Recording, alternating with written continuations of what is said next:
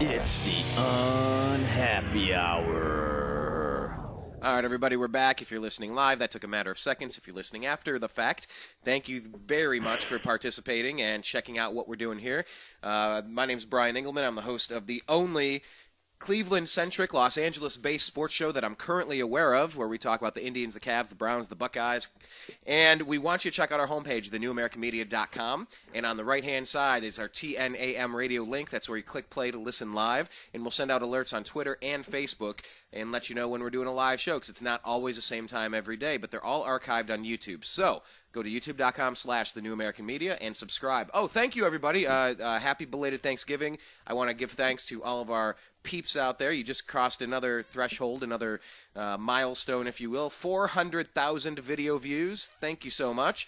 That's pretty cool, and it's starting to snowball on itself. It just kind of keeps going and going and going, and once people listen to one show, they tend to listen to several shows, so thank you so much. But once again, at thenewamericanmedia.com on the right-hand side, that's the TNAM radio link. Underneath that is our Facebook feed. Like our page. We're at 631 right now, and we've only recently started doing this.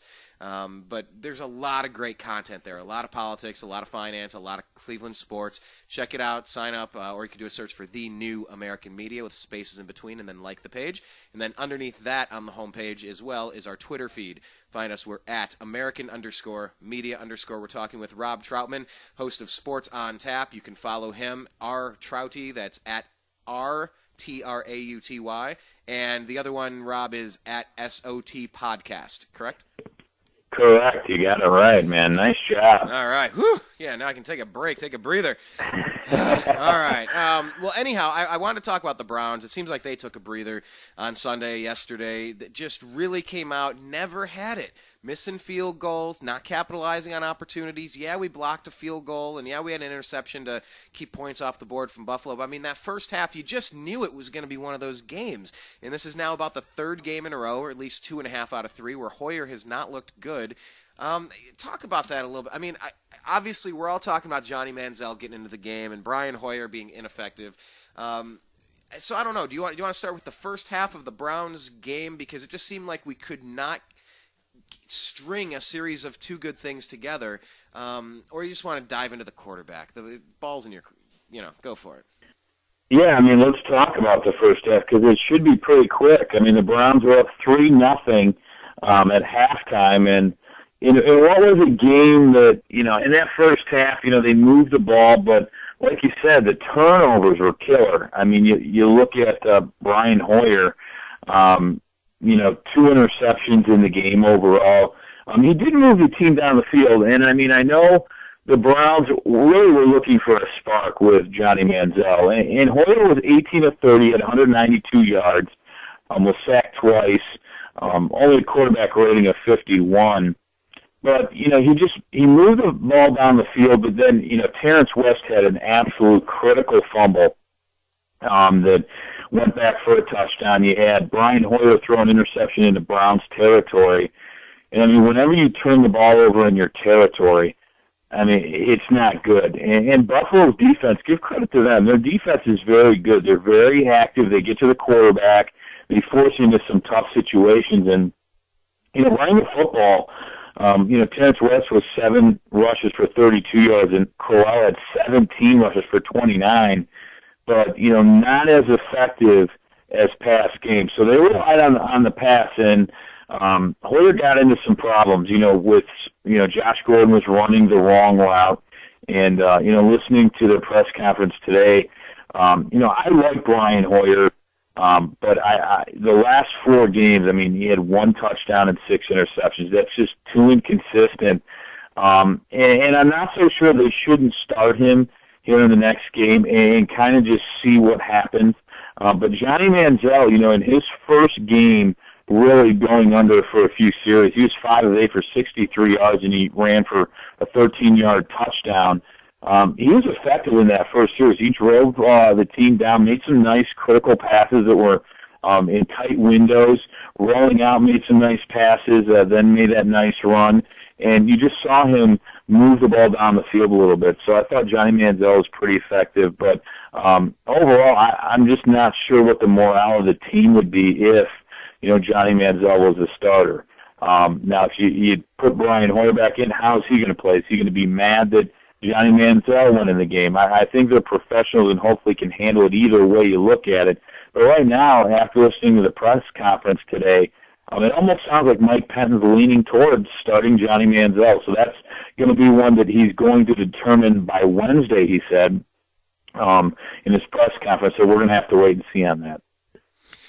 Yeah, it's a big decision. It's one of those altering, really, it's a career-altering move for a head coach. It's a career-altering move for what's going to happen, to a potential franchise quarterback. But it's just shocking to me to think that Brian Hoyer is actually worse off in the past 2 games with Josh Gordon. Who the heck would have thought that? I mean, it's totally disrupted the flow of the offense. Not that we were ever necessarily a juggernaut, but it's really disrupted the offense. And how much of that is just when you have such an insanely talented and gifted physical specimen that you're just forcing the throws versus just everybody's playing in a different spot now and you're just not used to it and one person really makes a difference. I mean, why are we worse off with Brian Hoyer at quarterback with Josh Gordon on this team? I just find that so hard to believe. Well, I think in the Atlanta game, Hoyer, he looks to Josh Gordon a lot, and I thought he had a really good game, Josh Gordon did. I mean, he had 120 yards in that Atlanta game, so he was pretty effective there.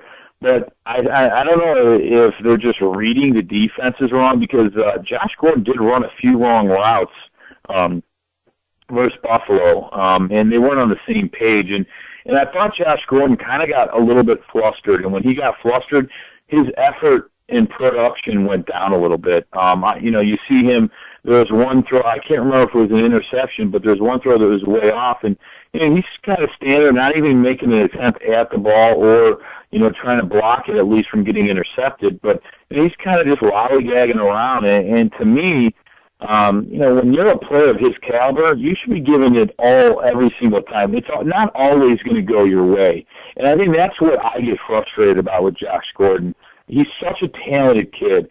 He is a difference maker, but then he has games like he did yesterday where he still put up, 70 yards receiving or something. And I thought he could have been even more productive if he would, put a little more effort in there. Just because the ball's not going your way, or maybe a throw isn't right at you and you can get it, you still got to make those tackles, even if it's intercepted, and still show something out there. And I thought he was, kind of lazy yesterday. And, that's something you don't like to see. I mean, Miles Austin actually was the most effective receiver for the Cleveland Browns. I mean, he had 86 yards receiving, as long as 30. Josh Gordon had 13 targets yesterday and caught 7 of them for 75 yards. So he had still the second most.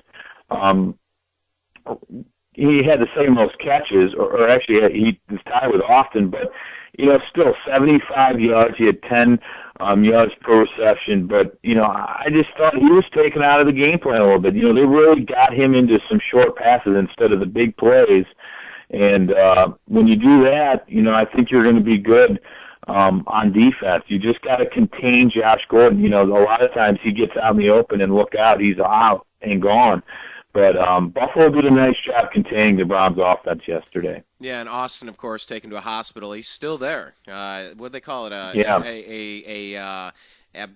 What the heck was it? A kidney laceration? Yeah, some of his kidneys, or his kidney, I believe. Yeah, it says abdominal discomfort, but I think now I heard they're saying a kidney laceration. I mean, let's hope he's okay. I mean, it's just, injury after suspension the Browns have, every NFL team goes through this, but it just really seems like whether it's Jordan Cameron or whether it's Gordon or whether it's Alex Mack or we have a lot of talent that just we have not had a very cohesive unit with the first-year head coach and a relatively new starting quarterback, and it's really taken its toll. The defense is kind of getting their act together and playing tougher, but just the continuity on the offensive side of the ball, and that's all about to get shifted now. I mean, you kind of commented a little earlier about what you think Mike Pettine is going to do, but let me ask you this. What do you want to see? Do you want to see Brian Hoyer, or do you want to see Johnny Manziel, and why?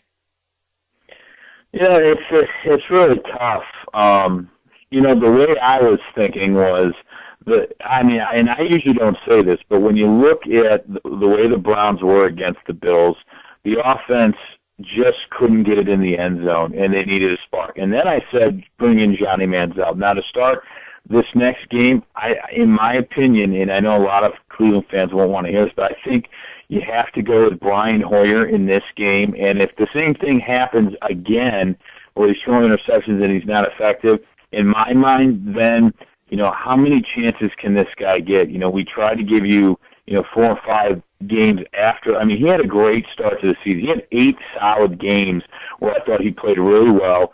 He led this team down the field, and he got wins. He's been winning. But lately, it's been a struggle. Now, you let him get out and watch Johnny Manziel and see if he can regroup. And then I think you start him this week. Again, I think you'll know in the first half if he's looking impressive or if he's struggling. If he's struggling, then I think you take him out. And at that point, then Johnny Manziel probably is the quarterback the rest of this year. I think if you take Brian Hoyer out one more time. But the way, again, it sounds as if, they might go with Johnny Manziel. But in my opinion, I would like to see Hoyer go out one more time. I know, he's been absolutely terrible. One touchdown and 6 interceptions in the last 4 games. But he does know how to manage a game and bring that leadership. And, look at the Falcons game. He didn't have a great game at all. But he did lead them down the field to get that game-winning field goal. He puts it behind him, and he still leads the team to win. And the Browns are 7-5.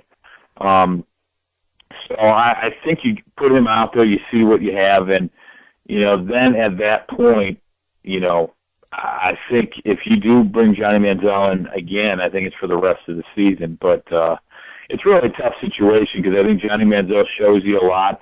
I was just kind of hoping you leave Hoyer in for the full season, see what he can do. And then next year maybe it would be Manziel's year if Hoyer struggles. But, we might be seeing Johnny Manziel a little bit earlier. Well, we've slid back here a little bit, 10th in the playoff standings at 7-5. Seeing what Miami's going to do tonight, they might be able to tie us with that record. But I guess I'm going to be comfortable, Rob, with whatever Mike Pettine decides to do, because you know what, whatever he did thus far has us in the playoff hunt. We're in the hunt. Normally this time of year, we're not even sniffing potential. We're sitting there at the bottom, and we're looking up at people and wishing, man, I wish we could be decent this year. We are decent. We're a very hot and cold team. There's not a lot of dimmer switch on us. It's either flicking the light on or flicking it off.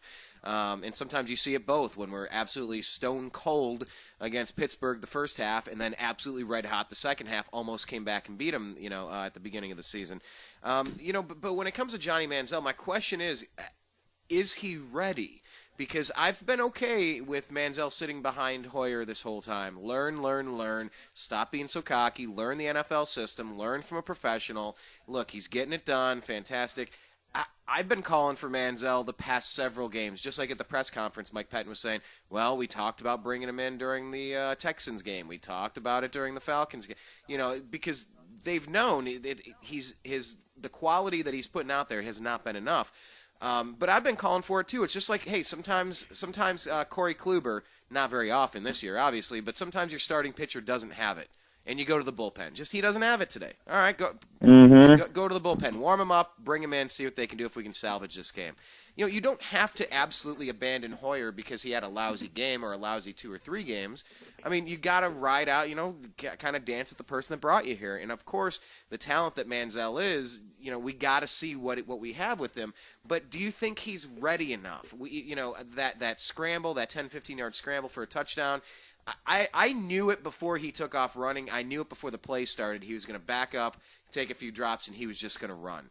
I don't know if that was a designed run or not, but my question is, do you think Johnny's ready and he knows how to read the defenses enough where he's going to make the smart play and not have his head ripped off?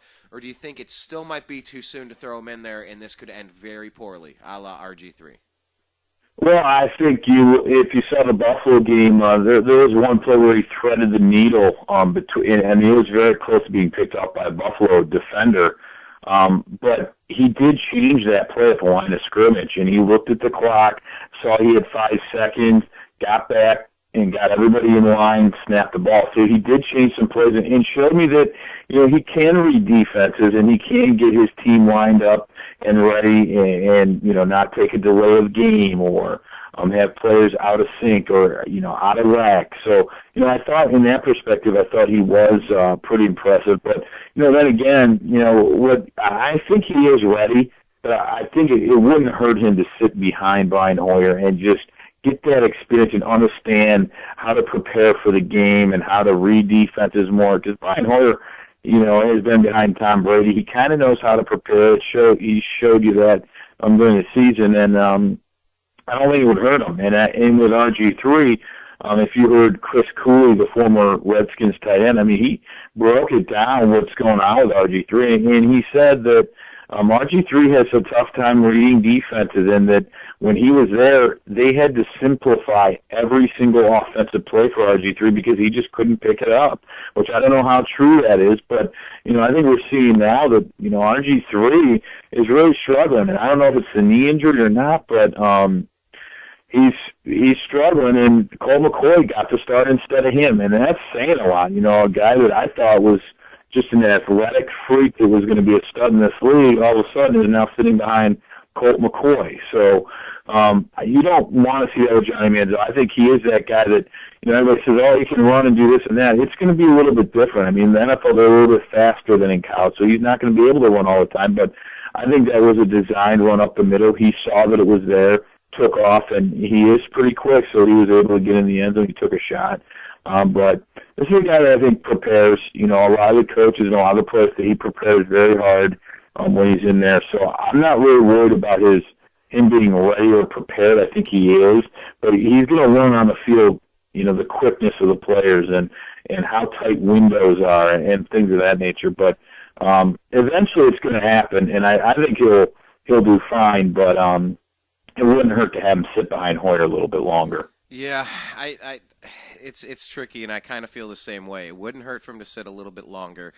However, if you're a pro, get in there and play. It's probably one of the most stressful professional sports positions you can have as being an NFL quarterback. It's very complicated, and he didn't have the pedigree of coming up like how Andrew Luck did. It's been a real fly by the seat of my pants. I can outrun most of the people on the field. I'm making dazzling plays. I'm running around. I'm bouncing off a lineman. I'm jumping and throwing. And, he was able to do that because freak athleticism can get you that far, whether it's Cam Newton or whether it's RG3 or whether it's Johnny Manziel. But when you get to the pros, it's way more cerebral than it is physical. It's obviously both, don't get me wrong, but you just hope that the kid's ready. You just hope that he's ready, and if they go with Hoyer, I'm gonna be okay with it. And I like the idea. Give him a half, and if not, like seriously, buddy, your time's done. Like that's it. Or if they start Manziel, I'm okay with that. The coaches are gonna have a good feel for it. We as all the media people can be experts and say they're tired of Brian Hoyer, and I know he's not playing great. His interceptions and touchdowns have not been good, but he did play 8 solid games so far this year, and he's led this team to a 7-5 record. That's saying something. But again, like you say, one half. I agree. One half of football, you'll kind of know what you're going to get from Brian Hoyer. If he's leading his team up and down the field, they're able to punch it in. Give them the second half and see what happens. If they need some kind of offensive spark, you have Johnny Manziel who's ready to go in. And think once you put Johnny Manziel in, or if he is going to start this next game, I don't think you can keep flip flopping the quarterbacks. I think you got to stick with Johnny Manziel the rest of the year. Yeah, and next week we take on the Indianapolis Colts, and just to think about it, just to say, all right, the Browns are playing the Colts, you go, oh man, well, that's a huge mismatch, or just whoa, then that's gonna be, the Colts are 8-4. The Browns are 7-5. That's a one-game swing. That's not very. We've beat some tough teams. We beat Cincinnati in Cincinnati. We beat Pittsburgh very handily. I don't know how we let that damn Baltimore game get away from us when I was there live. Yeah. But we're only one game away. And you talked about Colt McCoy playing for the Redskins. Funny. And then you got Boom Herron playing for the Colts ahead of Trent Richardson. Go figure. It's a funny league. But it's going to be good that these games are at home. You bring Andrew Luck outside of Dome Sweet Dome, and, it's going to be cold weather. I mean, let's just imagine it's probably going to be cold weather. I haven't looked at the forecast, but, it's December. Chances are. Yeah, December in Cleveland. And, I'm wondering, what kind of chances are you giving the Browns? Obviously, we don't even know who the quarterback's going to be, but, I mean, do we have a shot to pull this off this week? What are you thinking? I still think, this Browns team, still has a great shot. I mean, there's still a lot of talent on this team. The offense is still moving the ball. They just can't turn the ball over. 2 touchdowns that Buffalo scored were off of turnovers. Anytime you do that, you're in a hole, and then you can't do that in the NFL. So you got to, the defense actually played very well, I thought. Other than, they have to stop the run. They held Fred Jackson to 70 yards, but they just have to hold teams to the big plays. And Joe Hayden's been playing very impressive. Buster Screen isn't playing bad, and Kruger and the front line have gone through some injuries, but they're still putting pressure on the quarterback. So I think they still have a very good shot. And Indianapolis is a team that is very good. They have a high potent offense, but you contain T.Y. Hilton. And they're not as potent. Reggie Wayne's a lot older now, so he's not as dangerous. But Andrew Luck is a guy that's going to pass, and he's going to get his 290 yards passing. He'll throw the ball 50 times if he has to. But there's some vulnerabilities on this Indy defense, and the offense needs to take advantage of it and put up some points. And, I think when the Indianapolis Colts are outside the Dome and in 40-degree weather here in Cleveland, I think it's a different story. If they're in the Dome, then they're in their comfort zone and they have home field advantage. But, get them away from the Dome there, and, the Browns have a good shot to win. I still believe that. They had a hard game in Buffalo, but Buffalo's defense is very impressive. And, Buffalo's a 6-5 team. So now they're 7-5, and right in the thick of things, but you just never know what team you're going to get in Buffalo. So let's hope the Browns, can pull one off. But I think they have a pretty good shot still. It's right now, in my opinion, it's probably 50-50. It just depends on what Browns team you're going to get. Do you could you imagine? I could see that. I could see it as a coin flip. Like I said, there's only one game in the record book separating the Colts and the Browns right now. And you've seen the Browns pull some off the last second. You've seen some slip away in the last second. But overall, it is a team that could beat any other team in the NFL on any given Sunday. Would you agree with me on that? That the Browns could beat any NFL team on any given Sunday?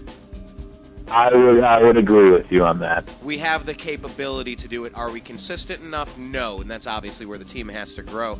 But could you imagine showing up to the Browns game this weekend and Brian Hoyer come out and you were hoping for Johnny Manziel? Do you think the fans will pull a Tim Couch, Kelly Holcomb thing? Could they even get away with it? You know where I'm going with this, right? Yes, and they could do that. One interception, and the Boo Birds are going to come out, and they're going to be calling for Brian's butt. Even though he is a Cleveland native, went to St. Ignatius High School, these fans are absolutely brutal, and, they're the most loyal fans out there, so I guess, they can be, but let's wait and see what happens. It's going to be interesting. Hey, let's get a prediction out of you. What are you thinking? Prediction. Not even knowing who the quarterback's going to be. Let's hear it. Oh, man. I know. You know what? We'll do this. The final score in an upset, 27-24 Cleveland. Billy Cundiff, who struggled from 30 and 40 yards out, is going to hit a game winner from 42 yards. Oh, man, holy crap. That's like the most specific game winner field goal from 42 yards. I've been doing this show for 3.5 years, and I've never had more of a specific, okay, I was just going to say 24-23 and a nail-biter, but I liked yours better. Either way, we're scoring north of 21 and we win. I'll take it, man. Hey, Rob, on the way out the door, give us one more time where to check out your website and follow you and all that jazz. I appreciate it. It's Sports on Tap. We're on Podomatic, where all of our podcasts are. iTunes, you can subscribe to us and get us an emails. We're at SOT Podcast on Twitter. We're also on Facebook. And if you want to follow me on Twitter, it's at rtrauty. That's RTRAUTY. From 42 yards out, it's good. I can hear Jim Donovan doing it right now. That's right. Hey, let's go to the videotape And next we're week. still alive in the playoffs. Playoffs? Talk about playoffs? You kidding me? I just hope we can win a game. Buddy. All right, Rob. Hey, we'll see how it works out this weekend. I appreciate your time as always, and we'll be doing this again soon. Go Browns! And for everybody who has not checked out our site, go to thenewamericanmedia.com. On Twitter, we're at American_media_. Subscribe, youtube.com/thenewamericanmedia, and search The New American Media with spaces in between on Facebook and like the page. Peace.